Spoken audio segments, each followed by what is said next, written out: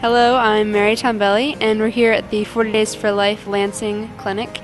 We're just wrapping up our last 40 days here. We had some songs, we had some good talks from a couple people, and some good prayers, so I think we'll be able to end on a strong note. How did you get involved in the pro-life campaign? I heard about it on Facebook, and that's basically how I got involved. I went to the website and registered. It's important to me to be involved in 40 Days for Life because I feel it's the most effective tool right now that God is using to save lives and change hearts.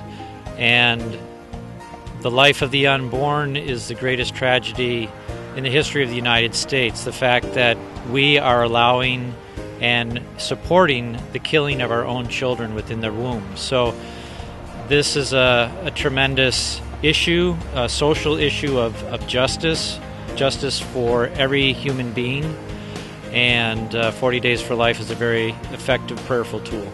Why is it important to you to be involved? Because I want to end abortion. I've always opposed it, and I want to actually do something, and I think people should do something. We pretty much closed down a abortion clinic for about a week and a half almost. So that shows that God is definitely working in this 40 Days for Life. It would have been nice to have seen a lot more people out here. It's moving to see when women don't have an abortion because you feel happy. You feel like you actually gave something of yourself that you can give. It's fairly easy to come out and pray silently, but I think God is calling us to a further step to where we truly reach out in love to the women, and very often that's a difficult thing because your words are not received well sometimes by those going in. So it takes prayer and it takes courage to be here. I always get a good feeling when I'm here. People honk to let me know that they appreciate what I'm doing. In 2 Chronicles it says, if my people who call themselves by their names would humble themselves. Well, many of us got prostrate at the state capitol with a symbolic baby casket and pleaded for Lord Jesus Christ to have mercy on America, have mercy on Michigan. And is there anything special this campaign that, impacted you personally?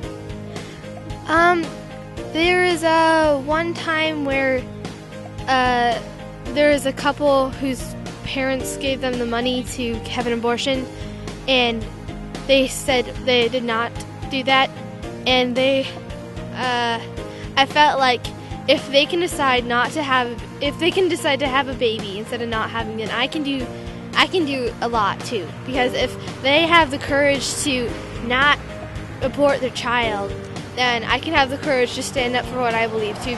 At an abortion, there's two victims. One is dead and one walks away. But I don't think it's a matter of education anymore. I think that's part of it. But I think the other part of it, probably the bigger part of it, is the spirituality.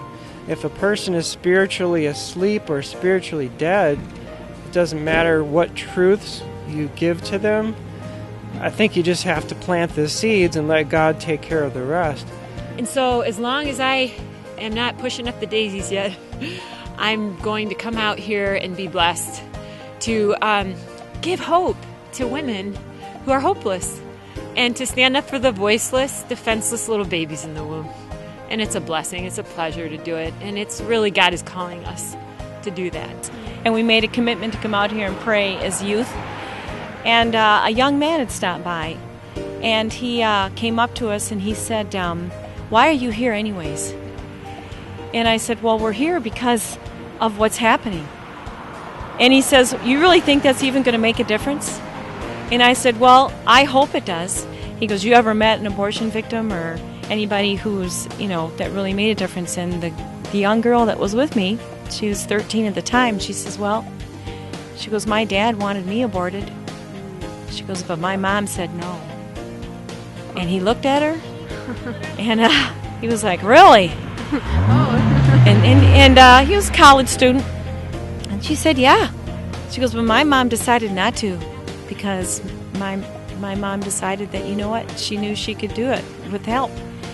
And then he looked at me and he says, wow, he says, I didn't think, he really didn't believe that people could make a difference.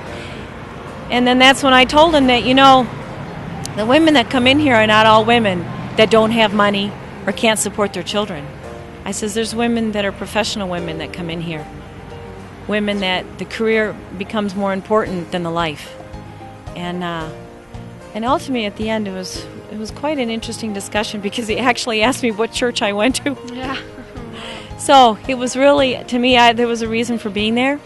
And I found that that God, there's more reasons, and just we're out here to pray and to save life, but it's not just the abortion clinic, it's the culture of life, the respect for life. I really just was praying mostly from either my home or my place of work, and just encouraging others to get out there. And it was just really good to be with people like-minded and to share a common bond and be for life, and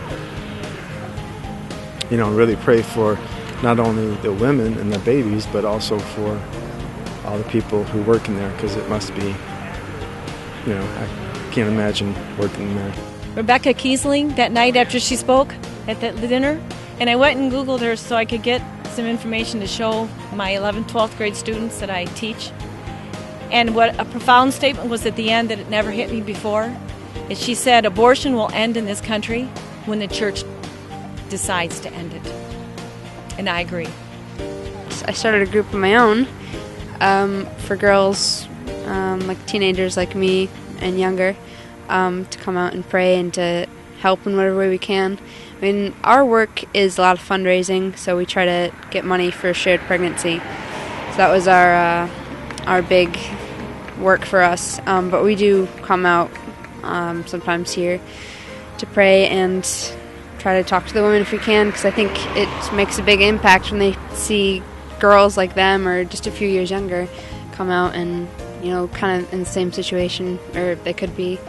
I think it's important for us young people to be out here and to show them that they're not alone, and it's not a bunch of old grandmas and grandpas condemning them for what they're doing. We're here to help you. Thank you to everyone who participated in this campaign. We'll keep praying. We'll keep doing our best to close this clinic down. And thank you for all your words, your prayer time here in the cold, and all your participation.